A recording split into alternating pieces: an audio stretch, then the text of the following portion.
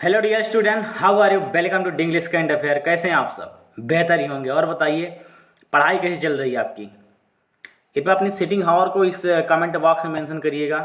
उससे पता चलता है कि आप कितने घंटे पढ़ाई कर रहे हैं और आपका लेवल क्या है, किस लेवल की आप प्रिपरेशन कर रहे हैं, तैयारी कर रहे हैं। ये चीज़ें इसी से तो पता चलती है ना कि आपकी मेहनत क्या है और कितनी है। ठीक है, तभी तो अच्छा लगता है, तब मतलब कि पढ़ाने में भी और पढ़ने में भी। ठीक है, तो इससे क्योंकि आपकी अचीवमेंट नहीं पता चलती है कि आने वाले समय में आप कलेक्टर बनेंगे, आईएएस बनेंगे, कि एसएससी क्वालिफाई करेंगे, क्या करेंगे। ठीक है, तो today is very very welcome in my session. Start करते हैं with new energy, with a motivational line, जैसा कि आप तो देख रहे होंगे स्क्रीन पे। प्रसादों के कनकाब शिखर, ध्यान दीजिएगा, प्रसादों के कनकाब शिखर होते कबूतरों के ही घर। प्रसादों के कनकाब शिखर होते कबूतरों के ही घर, और महलों में गर्व न होता है, कंचन पर कभी न सोता है, रहता है कहीं पहाड़ों पर और सैलों की फटी दरारों पर। बात समझिए, ये तो बड़े बड़े मकान बने हैं, आलीशान घर बने हो, यहाँ पे गर्व नहीं रहता है, यहाँ पे कबूतर रहते हैं, फुर्र से किए उड़ गए। ठीक है, बाज या चील बैठी हो, आप फुर्र से करिए, अगर उड़ जाए बताइएगा हमें। ठीक है, गोली चलाइएगा, उसके बाद बहुत मुश्किल से उड़ेगा वो। तो कहने का तात्पर्य यह है कि आप ताकतवर बनिए, पावरफुल बनिए। ठीक है, पावरफुल बनिए और दिमाग को स्टेबल रखिए। मन को, सबसे बड़ी बात, मोस्ट इंपॉर्टेंट थिंग, मन को ताकतवर बनाइए। इफ योर मन powerful, then you control your mind, and when you control your mind, then you act according to you. जब आप अपने माइंड को कंट्रोल करते हैं तो आप अपने हिसाब से वर्क करते हैं। जैसा आप चीज़ों को चाहते हैं उसी हिसाब से आपके इन्वायरमेंट में चीज़ें आपके हिसाब से होने लगती हैं। ठीक है, तो ये खासियत है मन को कंट्रोल करने का और मन की ताकत को इंक्रीज करने का। ठीक है, तो अपने आप को भी आप पहचानिए, हु आर यू, इंटरेस्ट क्या है, आप इसको भी जगाइए। क्योंकि जब चीज़ें आप अपने पसंद की करते हैं ना, तो उसमें मज़ा आता है। और आप अपनी पसंद की चीज़ें तभी पहचान पाएंगे जब आपके पास ताकत होगी। और ताकत के लिए मैंने बताया ना, योग करिए, ध्यान करिए, इसके सिवा कोई चारा नहीं है। सुबह उठिए, दौड़िए 10 किलोमीटर, 40-50 पुशअप मारिए और आधा घंटा कम से कम ध्यान लगाइए। सब कुछ आपके नियंत्रण में रहेगा। उसके बाद मस्त से पढ़ाई करिए। नथिंग, उसके सिवा कुछ भी नहीं चाहिए जीवन में। उसके बाद सब मिल जाएगा ना, आपको चाहिए कि अपने आप आ जाएंगी चीज़ें। So today we have start my session. India और फ्रांस का रिश्ता क्या है? What is the relation of India and France? ये रहा हमारा फ्रांस। ठीक है, जैसा कि आपको एक बार देखिए मोदी जी हाथ मिला रहे हैं डेविड मैक्रोन इनसे।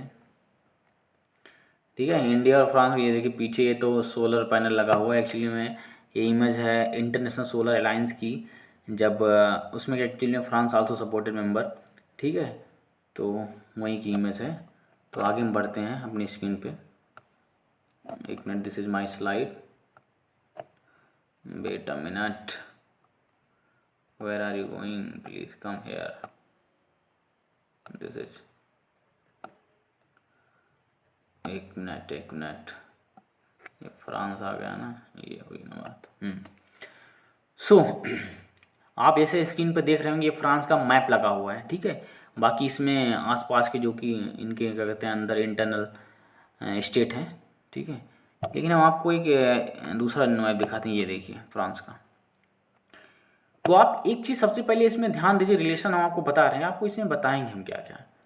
इंडिया फ्रांस का रिलेशन क्या है, इम्पोर्टेंस फ्रांस की इंडिया के लिए, और क्या कहते हैं इंडिया फ्रांस के लिए क्या इंपॉर्टेंट है। ठीक है, दोनों का आपस में इंटरलेटेड प्रोसेस क्या है, और आज के समय फ्रांस की हमारे लिए इम्पोर्टेंस क्या है। ठीक है, और टेक्नोलॉजी के माध्यम से फ्रांस किस प्रकार से इम्पोर्टेंस हमारा, और रसिया को टैकल करने के लिए, यूएसए को टैकल करने के लिए उस हिसाब से फ्रांस किस प्रकार से इम्पोर्टेंट हमारा, ट्रेड के लिए, व्यापार के लिए उस हिसाब से फ्रांस किस प्रकार से इम्पोर्टेंट हमारे लिए। ठीक है, सो पहले आप क्या करिए, ये देखिए इनके पड़ोसी देशों को देख लीजिए, नीदरलैंड, उसके बाद जर्मनी, ऑस्ट्रिया, स्विट्जरलैंड, इटली। ठीक है, दीज आर इम्पॉर्टेंट कंट्री। ये आता है ना, इनके साथ पीसेस एग्जाम में क्वेश्चन पूछा जाता है। ठीक है, और स्पेन और ये देखिए कॉर्सिका, ये जो आइलैंड है ना, इसको ध्यान दे दीजिएगा, ये फ्रांस का आइलैंड है, ठीक है। और उसके बाद एक है ये सार्डिनिया, ये इटली का है, इसको ध्यान दे दीजिएगा। ठीक है, ये समझ में आ गया। और देखिए एक माउथ जो है, एक माउथ ओपन होता है इसका मेडिटेरियन सी में, और दूसरा माउथ इसका ओपन होता है अटलांटिक ओशियन में। बात समझ में आ गई आपको? ये दोनों चीज़ें आप ध्यान दे दीजिएगा, दिमाग में रख लीजिएगा। अब सबसे बड़ी बात, सबसे ज़्यादा इंपॉर्टेंस इसकी इसलिए हमारे लिए है क्योंकि ये जो मेडिटेरियन सी है और अटलांटिक ओशियन है, दोनों जगह क्या कहते हैं, इसका माउथ ओपन हुआ पड़ा है, एक पैर इधर है और दूसरा पैर उधर है। तो व्यापार के लिहाजे से सबसे अधिक महत्वपूर्ण हमारे लिए इस कारण से, क्योंकि व्यापार क्या कहते हैं लगभग 52%, 52% व्यापार मेडिटेरियन सी से हो रहा है। ठीक है, अब मेडिटेरियन सी हो रहा, अब मेडिटेरियन सी में एक हमारा दोस्त बैठा हुआ फ्रांस, ठीक है, हमारा दोस्त बैठा हुआ फ्रांस। तो अब अगर यहाँ पे कोई घटनाएं घटती हैं तो यहाँ से हमको सपोर्ट मिलेगा, वार का, इक्विपमेंट का, एमिनेशन का, ठीक है, कई चीज़ों का सपोर्ट मिल सकता है। पहली बात तो ये। अब इंडिया फ्रांस के लिए क्यों इम्पोर्टेंट, इंडिया फ्रांस क्या कहते हैं, इंडिया को इतनी तवज्जो फ्रांस देगा क्यों, ठीक है, अब उसके बारे में बता दें आपको। अब ध्यान से देखिएगा, इंडिया, भारत,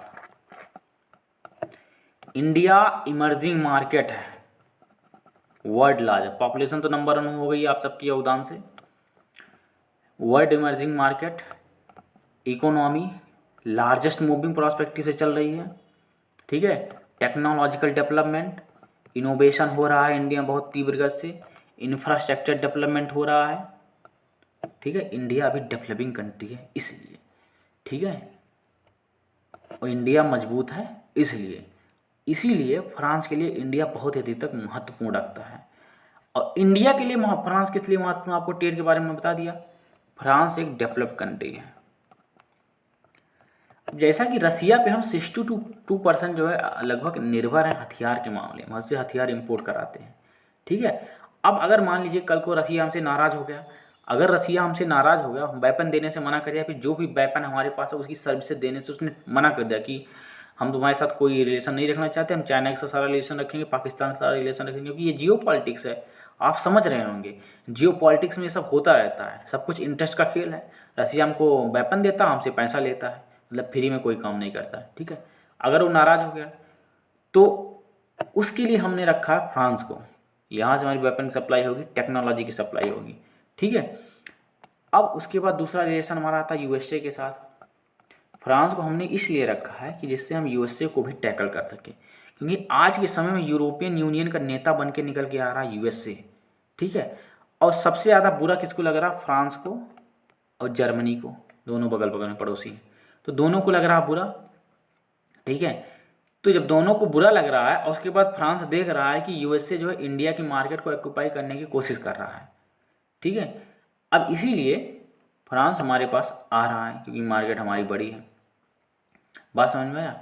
तो जो यूएसए, अब उसके बाद यहाँ पे आती है यूरोपियन यूनियन में लार्जेस्ट जीडीपी फ्रांस और जर्मनी सबसे ज़्यादा कंट्रीब्यूटर है। तो ये सब जो प्रक्रिया है, ठीक है, तो पहली बात तो जीडीपी और उसके बाद इकोनॉमिक ग्रोथ, उसके बाद लैंड बॉर्डर, इन सब चीज़ों के लिए हमारे लिए इम्पोर्टेंट तो है ये। अब आते हैं हम दूसरे केस में, और दूसरा केस है चाइना। अच्छा, क्या आपको पता है चाइना ने अभी तक हमारे ऊपर अटैक क्यों नहीं किया? क्योंकि चाइना ने इसलिए नहीं अटैक किया हमारे ऊपर क्योंकि इंडिया उसके लिए बहुत बड़ी मार्केट है, इंटरेस्ट का खेल है। बाहर से भले सब एक दूसरे गाली दे रहे हैं, लेकिन अंदर सबको पता है इंडिया के ऊपर बहुत बड़ी डिपेंडेंसी है चाइना की। अगर कल को ट्रेड क्लोज हो गया चाइना से, ठीक है, इंडिया में बहुत बेकार स्थिति हो जाएगी आज के समय में, लेकिन चाइना के लिए उससे भी ज़्यादा बेकार स्थिति हो जाएगी। 134 या फिर 140 बिलियन डॉलर का ट्रेड हो रहा है चाइना के साथ, हमारा ट्रेड डिफिसिट में चल रहे हैं, ठीक है। चाइना को बहुत ज़्यादा फायदा हो रहा है इससे, तो इस चीज़ को आप समझिएगा। अब चाइना हमारे ऊपर अटैक इसलिए नहीं कर सकता क्योंकि चाइना साउथ अफ्रीका को मार्केट बना रहा, मतलब अफ्रीकन कॉन्टिनेंट को मार्केट बना रहा। और जिस दिन, देखना मैं बता रहा हूँ, जिस दिन अफ्रीकन कॉन्टिनेंट को चाइना ने मार्केट बना लिया उसी दिन चाइना हमारे ऊपर अटैक कर देगा, और बहुत ही लाजवाब तरीके से अटैक कर, मतलब झगड़ा चालू हो जाएगी, कुल मिला के बात ये कहना है, ठीक है। तो चाइना इसलिए नहीं अटैक कर रहा है, तो आप समझ गए होंगे ना मार्केट की कितनी इंपॉर्टेंस है हमारे लिए। तो उसके बाद तीसरी बात यह है कि इंडिया फ्रांस से टेक्नोलॉजी ले रहा है, क्योंकि फ्रांस एक डेवलप कंट्री है। और उसके बाद यहाँ पे यूरोपियन कॉन्टिनेंट ने अपनी पकड़ बना रहा है, ठीक है, अभी आने वाले समय में, क्योंकि यहाँ पे मार्केट का विस्तार और अधिक मात्रा में होगा, क्योंकि यहाँ पे लोगों के पास पैसा है, ठीक है, और इंडिया को अपनी सर्विसेज सेल करनी है और टेक्नोलॉजी सेल करना है इंडिया को। तो इन सब चीज़ों के लिए ज़रूरी है फ्रांस इंडिया के लिए, ठीक है। और फ्रांस की हिस्ट्री रही है ना इंडिया के साथ, चाहे कारगिल वार हुआ तब भी इसने सपोर्ट किया, इनके साथ वीटो पावर यूएनएससी में वहाँ भी इसने सपोर्ट किया है, ठीक है। तो कई जगहों पे ये हमको सपोर्ट करता रहता है, हमारे खिलाफ जल्दी से जाता नहीं, जाता है कभी, क्योंकि सारा खेल जियो पॉलिटिक्स का ही है। और हैं तो सब यूरोपियन वाले ही, जिन्होंने इंडिया को भरपूर तरीके से लूटा है। ड्यूप्ले यहीं का था, आपको पता ही होगा, ठीक है। तो ये प्रक्रिया है, तो आप समझ गए होंगे कि इसका रिलेशन क्या क्या है, ठीक है। और क्या कहते हैं, फ्रांस इंडिया के साथ कुछ एक्सरसाइजें होती हैं, जैसा कि एक गरुड़ा है, ठीक है, गरुड़ा एक्सरसाइज है। और क्या कहते हैं, शक्ति है, ये शक्ति एक्सरसाइज है, ये इंडियन आर्मी के साथ और फ्रांस की आर्मी के साथ होती है, ठीक है। वरुणा जो है एयरफोर्स के साथ होती है, आईएएफ, और फ्रांस की एयरफोर्स के साथ होती है। और गरुड़ा जो है ये नेवी के साथ होती है, ठीक है, आप इसको ध्यान दीजिए, ये नेवी के साथ होती है। बात समझ में आई? ये तीन चीज़ आप ध्यान दीजिए, एग्जाम में बहुत ज़्यादा पूछता है, बहुत ज़्यादा, ठीक है। और उसके बाद ठीक है, तो इस प्रकार से इम्पोर्टेंट। और उसके बाद आज के समय देखा जाए ना कि जो जियो पॉलिटिक्स सिनेरियो बन रहा है रसिया यूक्रेन वार के कारण, तो उससे फ्रांस, जर्मनी, इन सब देशों को काफ़ी मतलब हद तक नुकसान हुआ है, ठीक है। तो इसी नुकसान की भरपाई करने के लिए फ्रांस को नई मार्केट चाहिए। अब नई मार्केट अभी एशिया में तैयार हो रही है, क्योंकि अब चाइना के साथ भी ये टाई अप करने पे लगा हुआ है, ठीक है, आप इस चीज़ को भी देखेंगे।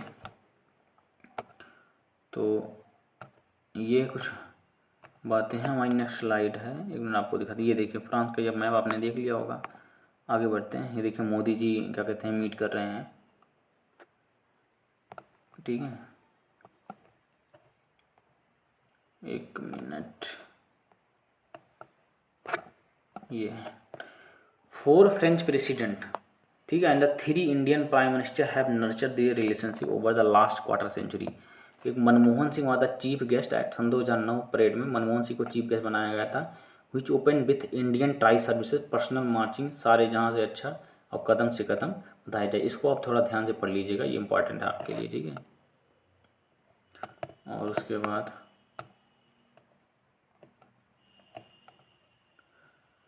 फिर ये prime minister Narendra Modi will be the guest honour at France, ये आज की न्यूज़ है, मतलब आज गेस्ट ऑनर होंगे, ठीक है, on the Friday visit and coincide with 25 years of the oldest among India's most 30 strategic partnership around the world, and one of the few that has been market total convergence ever since two nations committed themselves at 1998 में, ठीक है। इसको आप थोड़ा देखिए, guest of honour France Bastille day parade, इसको आप थोड़ा ध्यान दीजिएगा,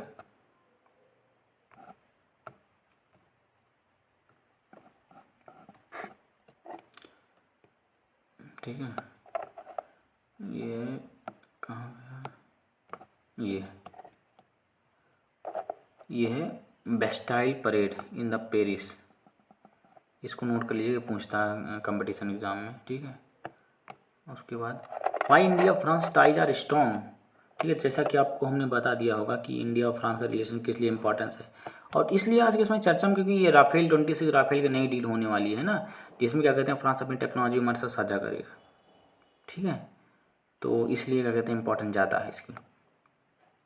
और बाकी आई थिंक इतना पर्याप्त है आपके लिए, आपको समझ में आएगा कि फ्रांस और इंडिया का इम्पोर्टेंस क्या है, और फिर फ्रांस के लिए इंडिया क्यों इम्पोर्टेंट है, ठीक है। और उसके बाद जो रसिया यूक्रेन वार क्राइसिस हो रहा है, वहाँ पे गैस की क्या कहते हैं कमी हो रही है, ऑयल की क्या कहते हैं कमी हो रही है, ठीक है। तो उन सब चीज़ों को पूरा करने के लिए, ठीक है, एक्चुअली में एक मिनट,